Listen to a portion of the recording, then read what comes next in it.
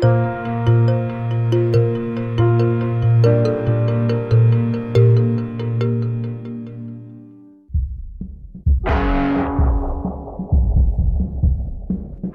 computer hacker group Anonymous is claiming tonight that it took down the website of the Federal Appeals Court in San Francisco this afternoon. They took down Senate.gov servers. They've taken down HB Gary. Sony's claiming they did $150 million worth of damage. So many confidential files that tonight, because of these hackers, can be in the hands of anyone. Visa, MasterCard, the PayPal situation. The criminals who hacked into Sarah Palin's private email.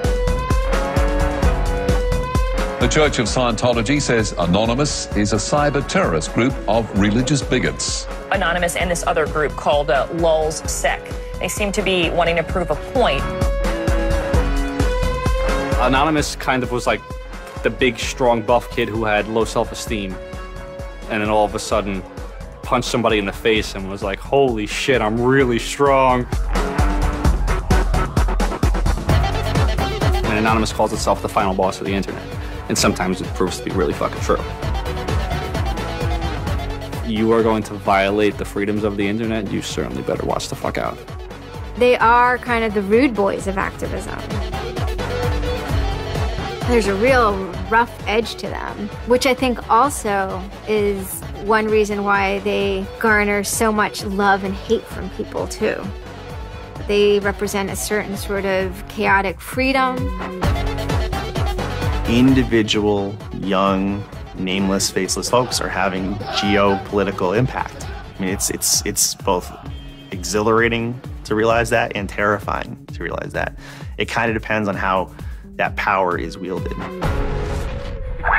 are Legion. Please do not forget. Expect us.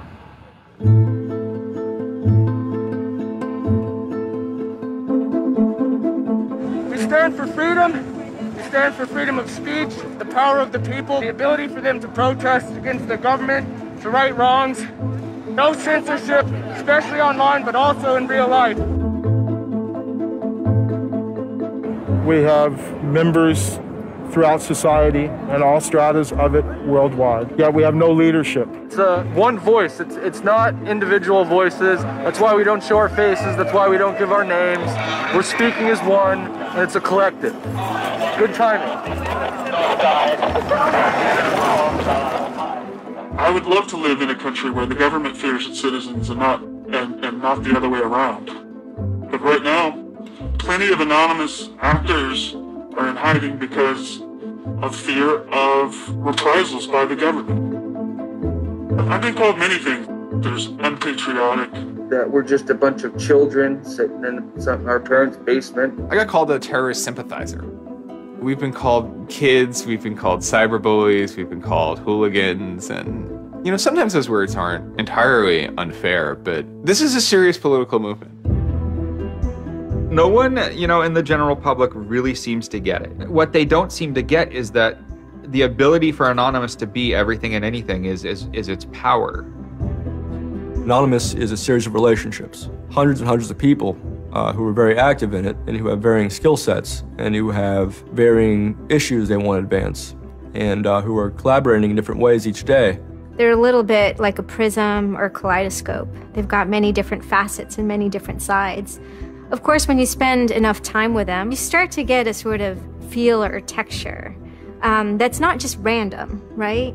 Yet it's very multifaceted, very rich, which does span from the quite lighthearted to the very, very serious. Bob Dylan had a line in a song just saying, to live outside the law, you must be honest.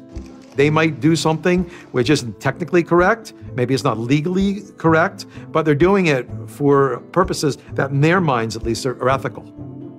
People who know what they're doing, who share an ethos, who have a commitment to exposing and humiliating the man, who have a very low tolerance of lies and what they perceive as evil on the part of overweening power structures.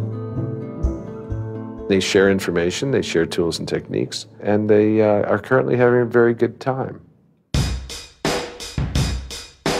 The hacker culture, as we know it, really sprang from one place. It was MIT, and it was specifically the people in the Model Railroad Club, the Tech Model Railroad Club.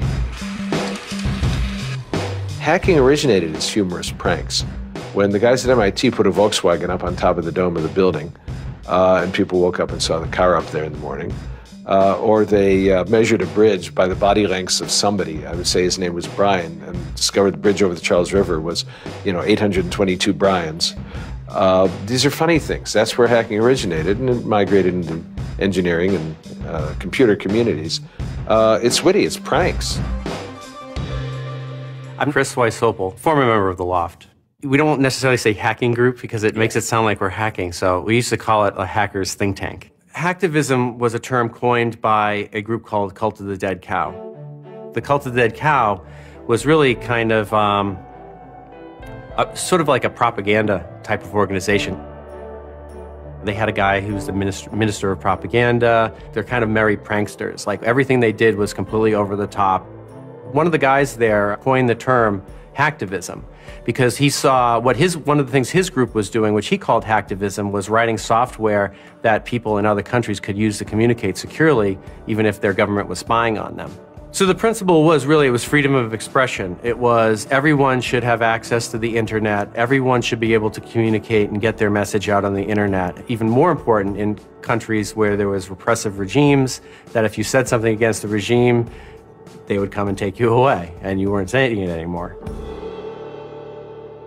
Just like in traditional activism, it spans the full gamut from sit-ins or pickets to actually spiking trees and pouring sand in the engines of construction vehicles. I mean, there's real sabotage. The same thing does all fall under the hacktivism label. There is a spectrum. There's sometimes a strong anarchist flavor to it as well.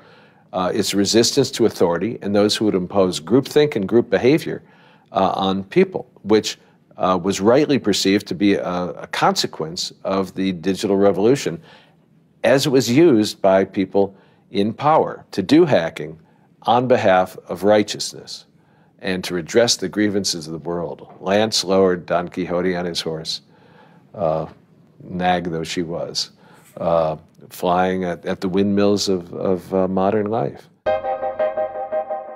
Anonymous grew out of what's known as 4chan. And essentially, this is just a website where people can upload images and you don't actually give your name. It's just sort of anonymous. When you look at 4chan, you're often surprised because it looks like a site from like 1995 or something. The idea is very simple. You post a comment and you post a picture. And you can post under your name or anonymously. And it's separated into boards about particular topics. So there's a topic on anime, there's a topic on weaponry. There's like a 4chan board for origami, and you just upload interesting pictures of origami.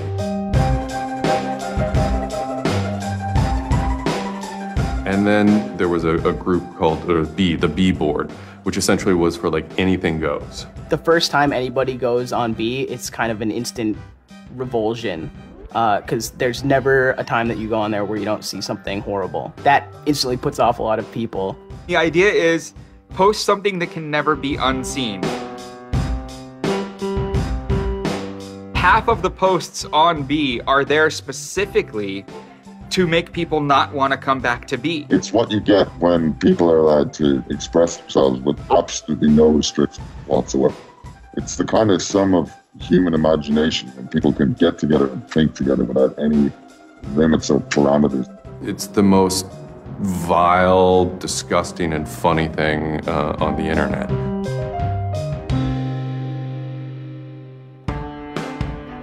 One of the important things about 4chan is to have a thread that really explodes and lasts for a long time. If it doesn't, then it disappears. It's a site that's not archived. So it creates conditions for anything that grabs attention at some level. And so humor and grotesqueness as a result are quite good for that. I'd rather just be referred to as anonymous, I guess, in any interviews, because I have some docs out on me. 4chan's just where I went to. I grew up on it and I lived there. That's just what I did for fun. It takes a thick skin to enjoy it. But, as long as you're not offended, you'll occasionally come into something really cool or really creative on 4chan. I think the most interesting thing about it is how you can watch memes evolve. You'll see something posted one day, and then a week later it's got 50,000 derivatives of it. A meme is basically just an idea. It's kind of like a gene, but in the realm of the idea. A lot of the great internet memes that we all know and love, you know, lolcats, right? You know, little cats doing funny things, and then they have, you know, Icon has cheeseburger, right? All that stuff seems to start in this like petri dish that is 4chan B-board.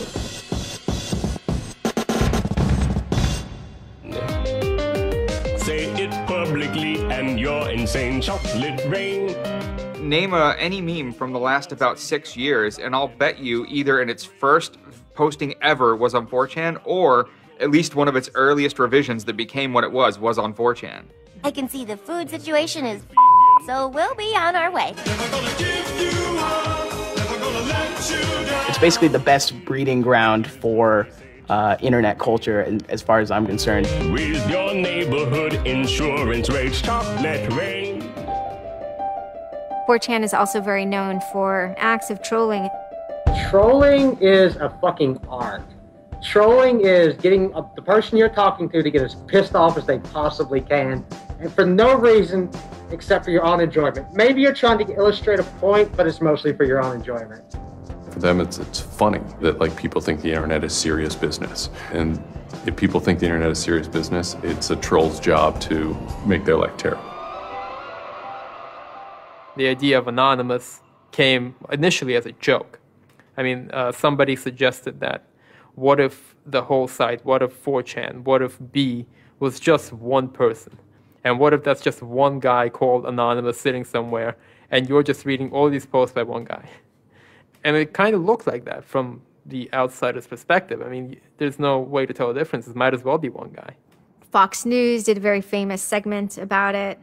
They call themselves anonymous. They are hackers on steroids, treating the web like a real-life video game, sacking websites, invading MySpace accounts, disrupting innocent people's lives. And if you fight back, watch out. Destroy.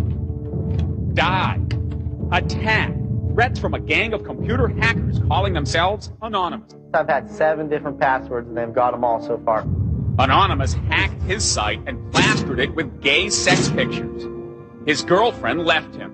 She thought that I was cheating on her with guys. As long as I can think back, Anonymous have done some pretty off-color things in the name of getting cheap laughs, you know. But, I mean, that's part of the culture. They get what they call lulz. Lulz is a corruption of LOL, which stands for laugh out loud. Anonymous gets big lulz from pulling random pranks.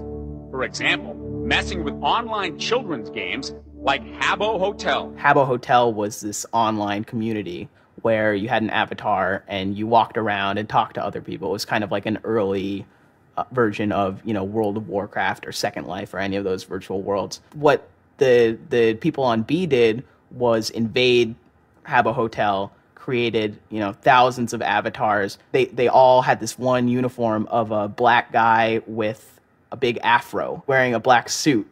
And so there would be thousands of these people, black guys, black suit, you know, huge afro, walking around this world, and they would do things like form a swastika out of themselves. And I think that was a real landmark because it was when they were able to see that, you know, they can use their numbers to do something really interesting and really disruptive. So we blocked the entrance to their pool, and that just pissed them off so fucking much. It was fucking beautiful. That was fucking just wonderful. Wonderful times. Those kids love that pool. They love the shit out of their pool. The goal was actually to offend everyone, simply because the idea that we could offend you by drawing a little shape on the screen was stupid to the people involved in it. They were like, really? You're going to get that mad over us just drawing this on the screen? Wow, well, you need to refocus a little on life because this should not be upsetting you that much. All these different organizations online, whether it's 4chan or just any website, there's typically a community aspect to it. This is where people have their social relationships. This is where their friends are. This is where they have a creative outlet. And so all those aspects are going into groups like Anonymous, where people feel like they're part of a bigger thing and they're able to express themselves within that group. There were certain words, certain phrases, certain ways people respond to things, certain images that were posted that created a pattern, and that pattern was, I guess, the origin of what is now Anonymous. It's like Freemasons with a sense of humor, in so much as they have this common symbology, and one of their chief joys, which is kind of wrapped up in power and secrecy, was the fact that they could recognize each other by referencing these symbols, referencing these phrases. Over 9,000. It's over 9,000! I lost my iPod. Mudkips, anything involving mudkips. So you have this weird sort of international culture developing with people, across the world, wherever they may be.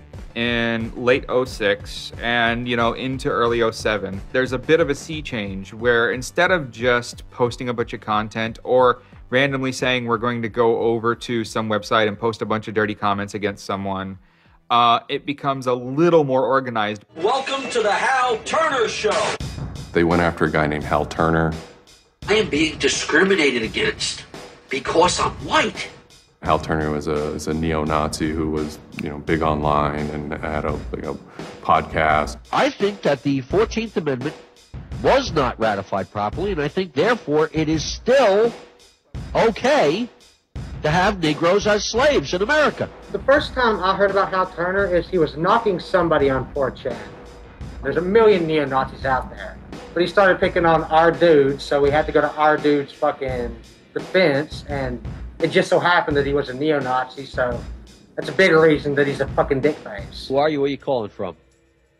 Hola, this is Pedro. Spick, don't call. Diego. He was just a horribly racist radio personality who seemed to handle it well when you called in. Like, he could handle being berated by Anonymous.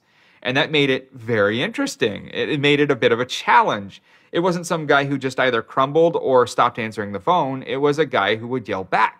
Hal Turner wasn't the first, actual person that, Anonymous had caused trouble for, but the circumstances ended up being significant. They DDoS'd his website, stuff like that, costing him thousands of dollars, bandwidth fees. Denial of service has been around for a long, long time. The equivalent of if you, for some reason wanted to disrupt a bus service, right? You can hire 1,000 extras to all go and line up at the bus station, right, and get on the bus. And so that anyone who was really trying to get on the bus couldn't do it, right?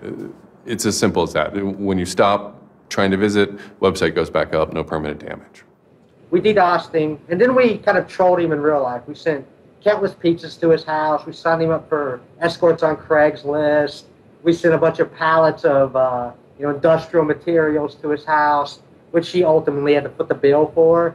And basically, we destroyed his ability to pay for his radio show, and that took him off the internet.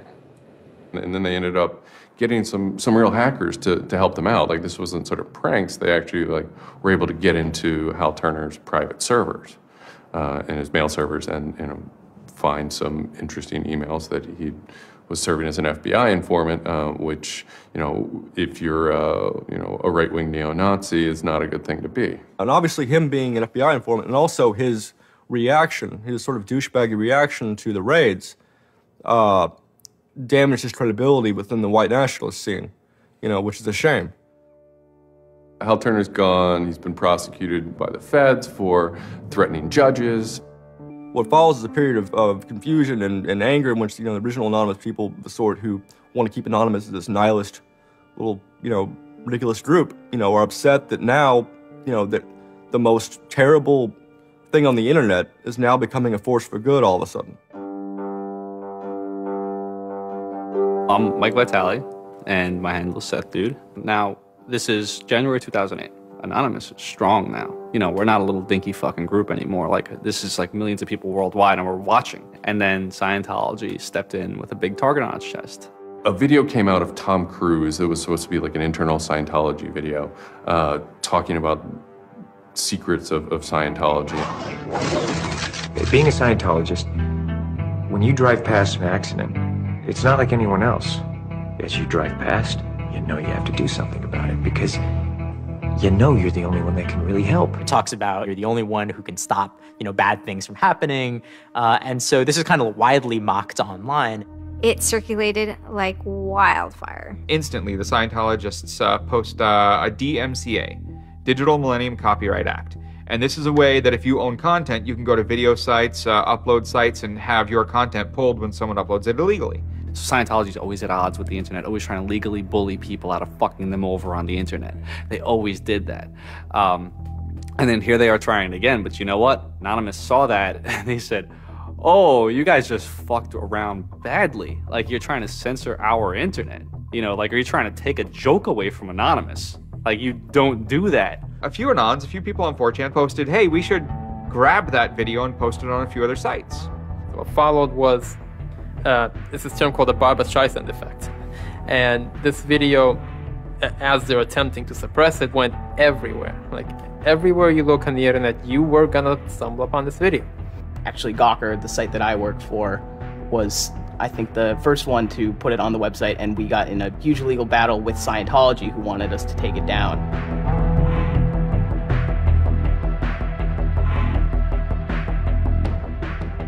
Scientology is an interesting target because in some ways it's the perfect inversion of what geeks and hackers value. At so many different levels: science fiction, intellectual property, discourses of freedom, science and technology. It's very proprietary, it's closed.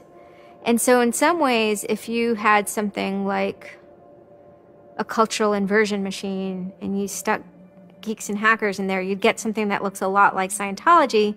So it's quite offensive, and there's a real pleasure in attacking your perfect nemesis. And people who knew what Anonymous was to begin with were like, oh my God, Anonymous is going to go to war with Scientology. This should be really interesting. Especially because it's two weird-ass groups.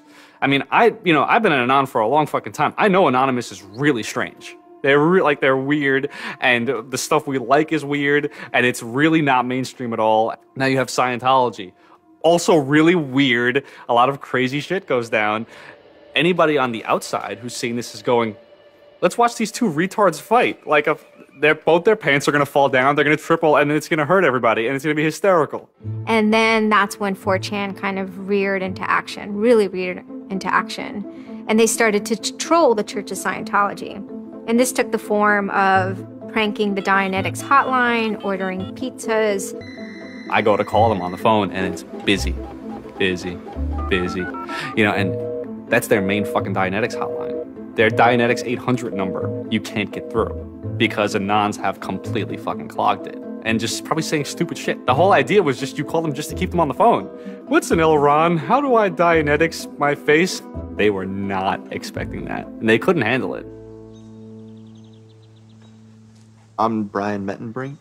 I had just gone to 4chan just on pure happenstance, and I saw a post about the Scientology thing, and I started looking up stuff, and I'm like, oh, this is actually for a decent cause. I think I'll, do this. Anonymous members have developed a distributed denial of service attack tool called Low Orbit Ion Cannon, which is a name taken from a computer game. Low Orbit Ion Cannon is what's called an endgame weapon in Red Alert.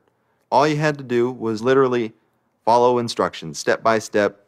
You do is you put in the site, you see that the IP is correct, you make sure that all these settings are good, and you hit the button, and off it goes. And what it does is it tells Scientology.org, in this case, it tells them to send their website to my computer about, I think, it was 800,000 times in a weekend, and I'm pretty sure I probably took it down myself a couple of times. It felt like you were making a difference, just you yourself, and you didn't even have to leave your home, And one of the guys said, we need to make a video. We have to make a video.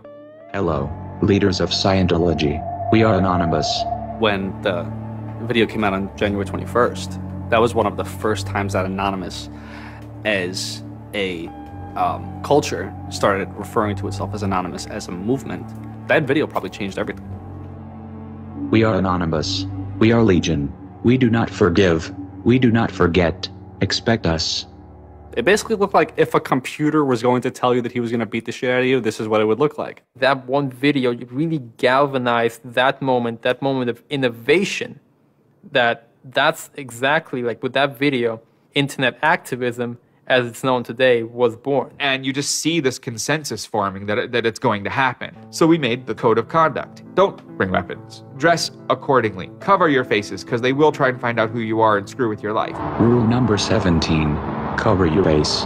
This will prevent your identification from videos taken by hostiles. Scientology has a history of harassing, stalking, and just generally doing horrible things to its critics.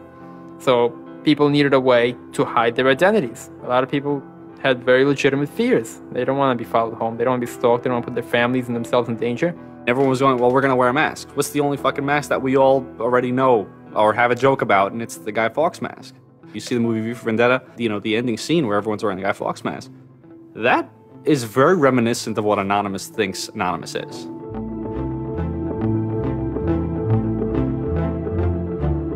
We wanted to represent anonymity in some way when it moved into real life.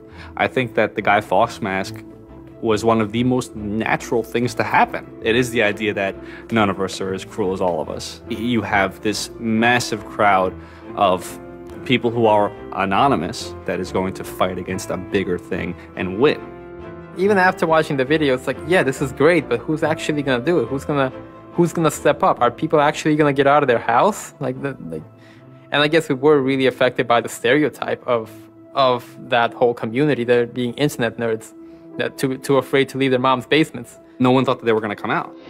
This is me on the way there. I haven't slept. I'm very fucking tired.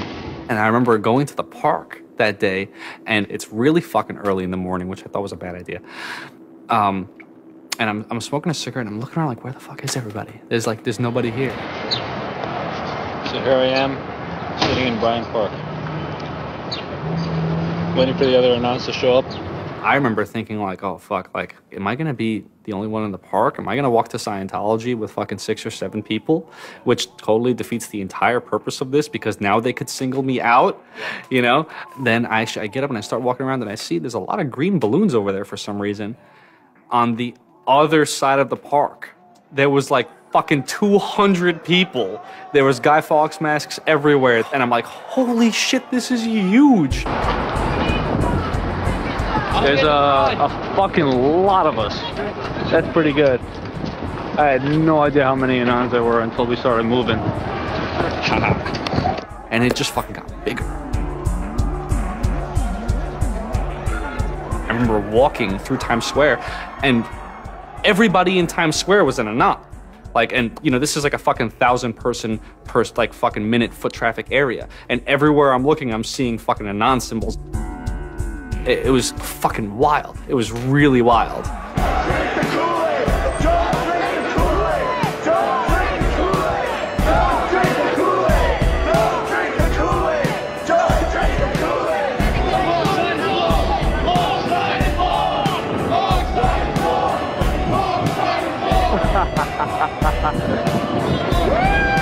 This is our fucking raid. Hell yeah! So we start getting numbers in. And Sydney, we're thinking that it's going to be 50 people. And before 10 a.m., before even time, there's already 50 people there. And there's still streams of people walking down the streets.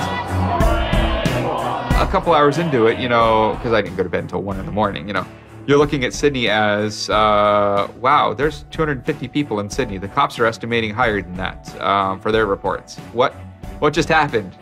Adelaide, Perth, and Melbourne happened. And, you know, over 200 at each of them. We nearly broke 1,000 leaving Australia. Now, the next protest was Tel Aviv, which had actually gotten its first Scientology building right before this. There were Palestinians and Israelis at this protest, both holding their flags. And at one point, they actually switched flags and held up each other's flags and whatnot. It was awesome to see. I call our guy in London, Britanon, and I say, hey, what's going on there? And he's like, did you just get out of bed? I said, yeah, I haven't even turned on the computer. I just figured I'd call you. And he said, we've got 600 people and the cops are really, really mad at me. All the major cities were having hundreds of people come out. It was massive.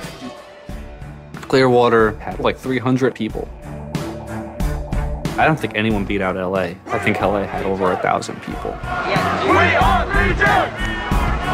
We are Legion! The thing that happened was something completely different, and hundreds of people from every city just swarmed the streets. It was kind of overwhelming, a little even scary, but scary in a good way. Soon, you know, we're at around the 10,000 mark, you know, and we were joking the whole time, over 9,000, you know, one of those memes.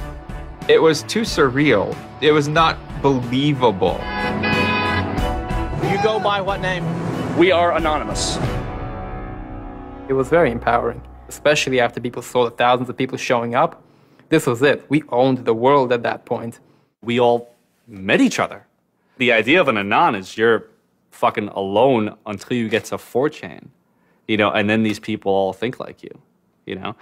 And all of a sudden, you're not alone.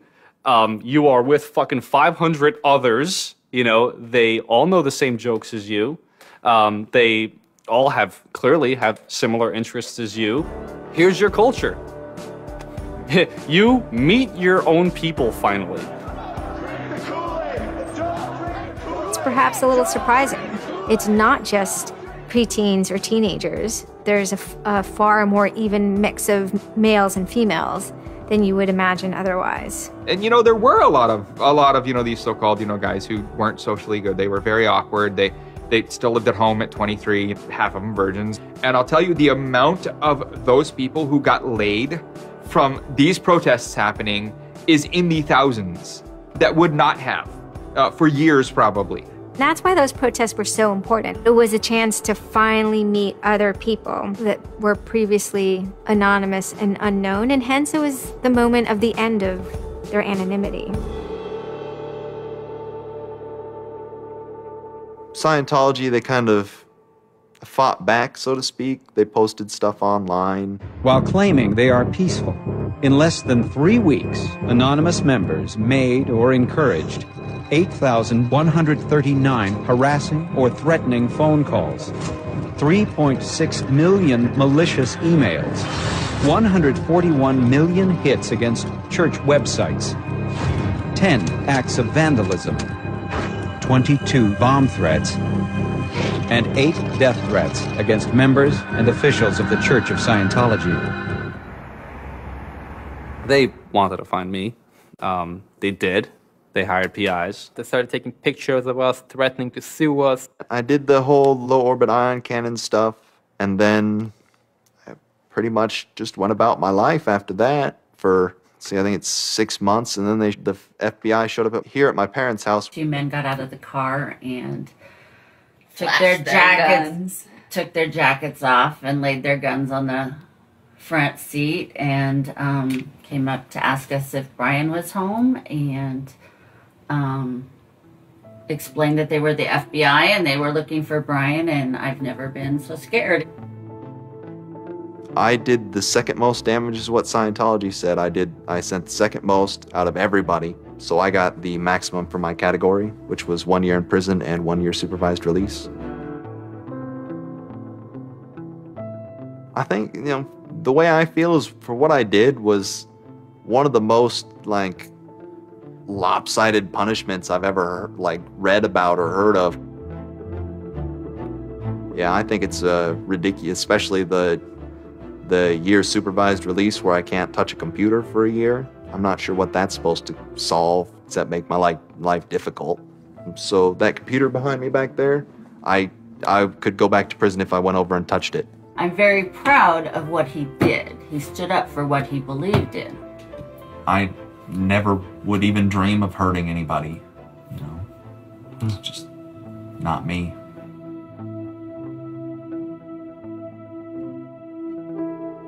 Prior to Anonymous, critics of the church still had to be very, very careful because of the aggressive lawsuits that were launched against academics, journalists, and other critics. I would say that era is over. And Anonymous, more than any other sort of intervention, is probably responsible for that change. This actually caused a decent rift in Anonymous. There was one big group, significant group of people who would say, this Chanology stuff, it's cancer, it's awful, it's bad, it's just bringing attention to us that we don't want. One Anon said it well once. There is no leader. Their ops have momentary leaders, de facto leaders. Almost through meritocracy, there's more respected or more persistent participants. Some people participate in a single operation and are never heard from again. It might even be a housewife who just, agrees with that political statement or that protest. I like to describe this with the picture of a bird swarm. Everybody's flying very, very quiet. Suddenly, one bird flies into the other direction and the mass fly into the same direction, following that person. It's totally okay to say, I'm sorry, I don't take part.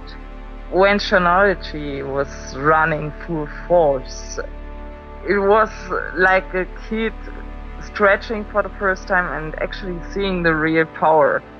If you had asked me all throughout 2008 and most of 2009, is the politics of Anonymous always going to be sutured and hinged to the Church of Scientology? I would have said yes. And it became unsutured, unhinged, when a different political wing was born in 2010.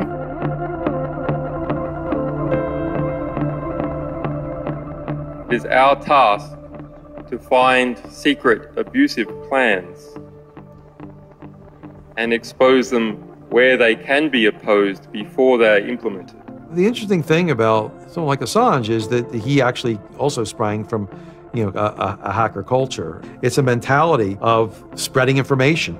Julian was Mendax. He was the greatest hacker that ever walked the face of the earth when I was a kid.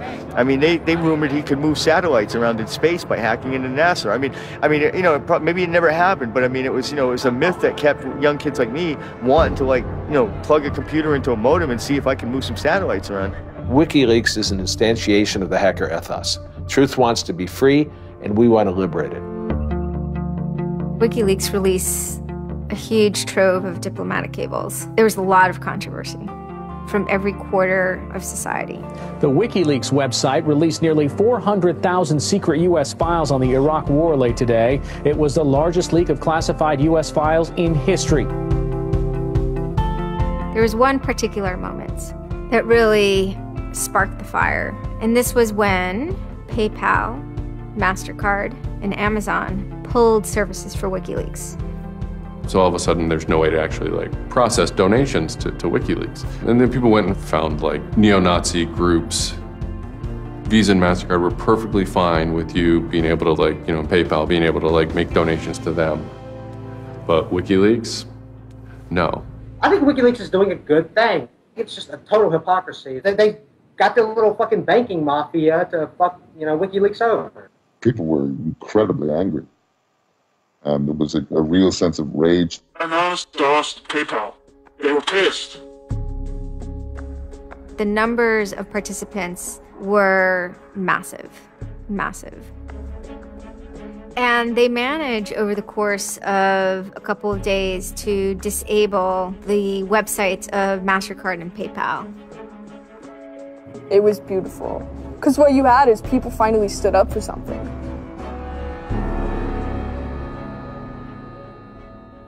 My name's Pete Fine. You can call me an internaut or a hacktivist. Telecomics is an ad hoc cluster of volunteer net activists who have spent much of the last year trying to keep the internet running in the Middle East. In kind of the lead up to the Egyptian revolution, we would tweet on people's behalf. We would get people from Egypt who were unable to access Twitter on their own on our IRC network, and we would take reports from them and tweet them out using our account to kind of help them get the word out about what they were experiencing. Some of this shit is personal. And one of the things about the movement as a whole, when Egypt rolled around, is that Egypt broke us emotionally. Watching in real time with live feeds that we helped set up, Egyptians get massacred with machine guns. It was different, and I have never in cyber activism wept before. It's never bothered me like that. It's never been able to touch me the way Egypt touched me. And then January 27th, January 28th rolls around, and the Egyptian government starts shutting down the internet. I mean, just for the whole country. The whole country. There's this fantastic traffic graph that you can see the traffic coming out of Egypt, and it looks like, you know, like this, and it goes like that. Just totally stops. And we were just shocked. We were just like, what the fuck? Like, what the fuck? To think that a country would completely cut itself off as much as it was able to from the outside world was pretty unthinkable. You know, we know bad things go on in the dark places. That's the kind of thing that could start riots. I think when Mubarak did what he did, I think it really upset people here as well as in the Middle East. I put myself in their place, and I found myself in a desert of nothingness because he just wiped out everything that my world incorporated. That just showed me and everybody else that the same thing can happen at any time, at anywhere, in any government. Anonymous and the people on the internet stood up and said, go fuck yourself. You want to shut down their internet? Fine. The people on the internet will show them how to turn it back on. A lot of my friends helped with encryption, helped people on the ground in those countries validate SSL keys and certificates, and really showed them how to subvert their government and become free. And then Telecomics started to tweet connections to the internet, dial-up connections. In Egypt, the care package we put together included some kind of our comms information, the ham radio and dial-up modem details. In total, we helped coordinate and run about 500 dial-up modem lines. We also Googled up treatments for tear gas and other kind of basic medical treatment and found folks who could translate that into Arabic. Sort of put this together in a nice one-page PDF and fax, and off it goes. President Hosni Mubarak has decided to step down from the office of President of the Republic.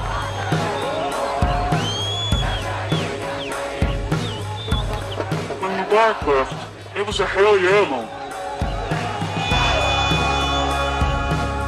People can rise up. People can make a change. And I think for a lot of people in America, it was the first time they had seen people rise up and take down their government and say, we're sick of this shit. We're sick of the oppression. We're sick of living as slaves to your power. We had Egyptians come thank us as we're doing this stuff, and I said to them, like, look, you guys just get our back if stuff goes down here. It's a revolution that was facilitated by the internet, by Facebook and by Twitter. Not caused by it. I mean, 50 years of dictatorship has caused the Arab Spring. But the internet has certainly been helping. Although it was awesome and it was one part we were fighting for me it was quite clear that it's not the end of the story. That it's not suddenly changing into rainbows and 9 cats or whatever, but that we now have to watch even more. Suddenly on February 5th, Financial Times article comes out that we all see. And it's quoting this guy named Aaron Barr, who's the CEO of HP Gary Federal, which is an intelligence contractor. And Aaron Barr is telling his Financial Times journalist, Joseph Min, that he's been secretly monitoring the AnonOps server where all this is going on, and has done so for several weeks, and using his own custom brand of information operations techniques, has managed to identify the alleged leadership of Anonymous, including 25, quote, lieutenants, unquote, some sort. We have to see this document. Everyone wants to know. We don't need to destroy him. We don't need to destroy his company. So they get it. It was unbelievably easy to get into that network. Now, to put that in hacker terms, Anonymous is a hornet's nest. And Barr said, I'm going to stick my penis in that thing. The HB Gary hack brought about 70,000 emails. Probably the most important ones had to do with a proposal that HB Gary had already formulated. It was packaged up as a nice PowerPoint presentation. Kind of act as privatized agent provocateurs, where they were going to discredit WikiLeaks. HB Gary was proposing submitting fake documents to WikiLeaks, and then when discovered as fake, the error could be called out and it would discredit WikiLeaks. Right.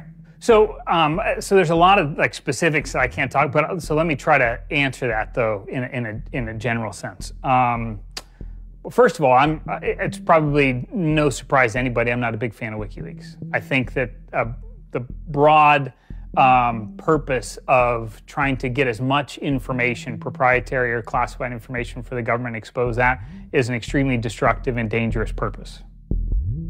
The proposals involve conducting information war on WikiLeaks and its supporters, creating dissension within WikiLeaks, DDoS attacks.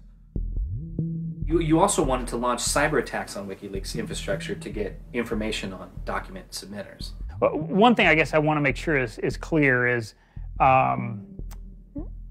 you know, none of those activities had actually occurred. You know, in business, there's, you know, when you start proposing or thinking about an idea, there's a brainstorming phase. And somebody says, well, what if, you know, what could we do? What's theoretically possible? Well, still, this was an idea. This was proposed. This was something that you thought about. Right. They also wanted to go on a campaign kind of targeting Glenn Greenwald, who's a reporter for Salon, who's an outspoken kind of critic of the government and supporter of WikiLeaks. It seems like you're trying to attack a journalist here. Yeah, and I don't want to talk too much more about Glenn Greenwald, but other than, you know, what I previously said is, you know, there was never an intent to attack journalists, not on my part. You know, nor I guess I should say I should generalize that and to say that, you know, I would never just outwardly attack a journalist, other than if I felt that there was a journalist in my mind that was acting unethically. That, you know, that's a fair game for having a public discussion about. They were walking a very fine ethical line at points, and in many cases, the mass opinion is, no, they stepped well past it. I will not support broad theft of information released to the public, because that's nothing but destructive. If somebody has information that's been stolen from them, and you know, whether or not, you know, WikiLeaks encouraged the theft of that, or whether or not it was just put in their lap, still they're threatening to release the information that is the private property of another organization. So your choices are to just allow that to happen, or to try to stop it. How offensive is too offensive? You know, we've certainly seen a lot of strategy coming out of governments across the world now saying, you know, publicly admitting that they need to develop better offensive strategies in cybersecurity, because defense as a whole, it isn't enough. It never is enough. In the court of public opinion, that took H.B. Gary quickly from being a perceived victim to being a perceived villain themselves. It was becoming harder and harder to distinguish the good guys from the bad guys. And then, kind of seemingly out of the blue, there was something by the name Lulzsec that sailed into the seas. Lulzsec, it's sort of a group, mostly from Anonymous, who, large part of the same people who hacked H.B. Gary. And they decided to form this little group and just carry on operations sort of outside the purview of Anonymous for a while. They hacked whatever they wanted, they released whatever they wanted. It's almost like they had no rules. They just said, this is what we're going to do. We're going to stir up the cart. We're going to make some trouble. We're going to make some waves. And they did. The majority of time, the majority of Anons are not doing anything particularly illegal. When they are, a huge number of them try to do that in a very specific political context. For those people, what Lulzsec was doing, they were funny, but they were attacking random targets. They were breaking the quasi-rules by attacking media. PBS's Frontline runs a documentary mainly focused on Bradley Manning, the alleged leaker to WikiLeaks. And a lot of Bradley Manning supporters didn't like it. They hacked a website putting a story that Tupac and Biggie had kind of escaped the world of celebrity fame and attention and retired quietly and discreetly in New Zealand.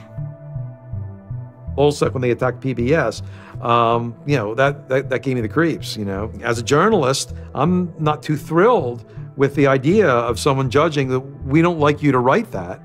We don't like your reporting, so we're going to shut down your website. I'm uncomfortable with that. It could be me, and I could be writing something about a group that they didn't like, and I'm happy to sit and talk with them about it, but don't shut my website down. This is obviously about freedom of speech, so attacking the press would be would sort of be a bit of a contradiction. So people have said, well, we shouldn't do that. And obviously LulzSec had a completely different agenda, so they had no problem doing it. Activism started to become sort of, I would say, almost more nasty, using, sort of more no-holds-barred kind of attacks, sort of more vicious attacks. They sort of saw themselves as going out there, breaking into like anything, everything, governments, corporations, police departments, largely for the same reasons Anonymous would. They went after Arizona for immigration policy, 50-day run, causing mayhem, havoc, and then ended it. The computer hacking group, Lulz Security, has announced its disbanding, saying it had achieved its mission to disrupt government and corporate organizations for fun. I call this whole thing the rise of the chaotic actor. And chaotic could be chaotic good, neutral, or evil. If you go back to the old Dungeons and Dragons charts.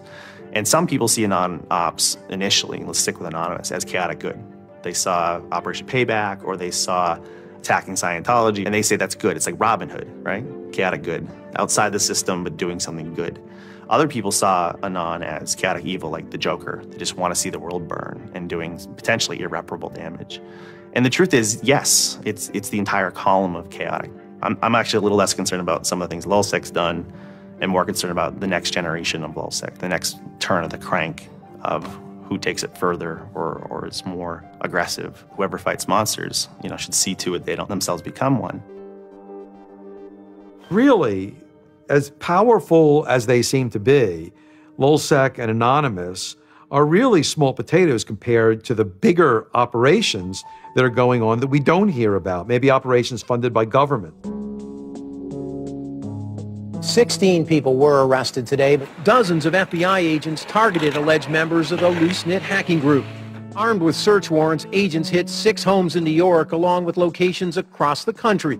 The people arrested yesterday were suspected of attacking PayPal's website after the company shut off payments to WikiLeaks. Defenders of the hackers say they're merely engaged in civil protest, but FBI officials worry the disruptive cyber attacks could move in a more dangerous direction. So the FBI shows up at 6 in the morning, and it was really obnoxious. And I remember being frustrated and angry because there was nothing that I had done that would have justified an FBI search warrant. They came and guns blazing, all this other good stuff, busted down the door. I immediately just dropped down to the floor, 180, didn't want nothing. I wasn't trying to fight nobody. Even if you accept what the government is saying is true, what is important is that people are participating in the process. It is very much the process. It is sitting in a counter in Selma, Alabama, 500 Freedom Riders refusing to allow people to go and sit in at a segregated lunch counter. They write books about that stuff. It is demonstrating in a street corner saying no to a war. It's just a different, it's just a different vehicle. It's the same result. There's always going to be legal consequence when you decide to break the law. That comes with the territory. And it would be naive not to expect that. The question is whether the punishment will be proportional to the crime. And I suspect it might not be. People will be watching very closely to see how these cases proceed, on what grounds, and whether there's any room during the trials to think, especially of the denial of service attacks, as a legitimate form of protest. So much of our lives are now configured, at least in part, on the internet. So we better start thinking about how we claim parts of the internet as spaces that we can also protest in. There is a certain online culture that believes in certain values, like freedom of expression. They're against corruption. They're against governments controlling their citizens. And when they see those values harmed in some way by some organization, the hacktivists strike back. I don't think this whole issue is a technical hacking thing. This is more about human philosophy and psychology. What's motivating us? Why is there so much unrest or disenfranchisement or anger that would lead people to want to take matters in their own hands and join these? Whether you think it's bad or not is irrelevant. It's not going away. The part of me that likes the ability to have rapid destabilization and change loves this. The part that knows how powerful it is means it's a force multiplier for good or for evil. And how that power is wielded and how we want to self-regulate is going to be the most deciding factor in if this is a menace or a benefit. I certainly don't think most of the conversations in law enforcement or the government are informed enough to know how to deal with this. I suppose the question you really want to ask is, would I do it again? And honestly, after thinking about it, I felt that I did what was right. I had a belief, I still do, that what I did was the right thing, and hopefully someone got some good out of it. You know, I'd love to think that maybe I stopped someone from joining a cult, you know. Probably wouldn't tell on myself next time, but, you know, I don't think I would have changed a single thing other than the whole talking to the FBI thing. Just that little Yeah, just the little detail that kind of changed everything, yeah. I'm angry. Occasionally I have small breakdown moments of terror, but I haven't stopped believing what I believed. I haven't stopped wanting to fight. I haven't stopped caring. Show me what democracy looks like! Show me what democracy looks like! There's a lot of people in Anonymous who feel very deeply and very sincerely about their contribution towards democracy around the world. And I think that's one of the main things that I'm most proud of about Anonymous. There are things that I'm not proud of about Anonymous, but we stand against censorship and we stand against oppressive governments, even our own. It's a very noble thing. And history teaches us that change simply doesn't come with flowers. It doesn't work. No? If they say I'm a criminal, damn, well, then I will be one. I don't care if you're a Democrat or a Republican or an independent or if you like Ron Paul or if you worship pigeons or Scientology or if you're Catholic or atheist or Methodist. I don't care about that. Your opinion matters. I don't care if I disagree with it. I don't care if I hate your guts. Your opinion matters.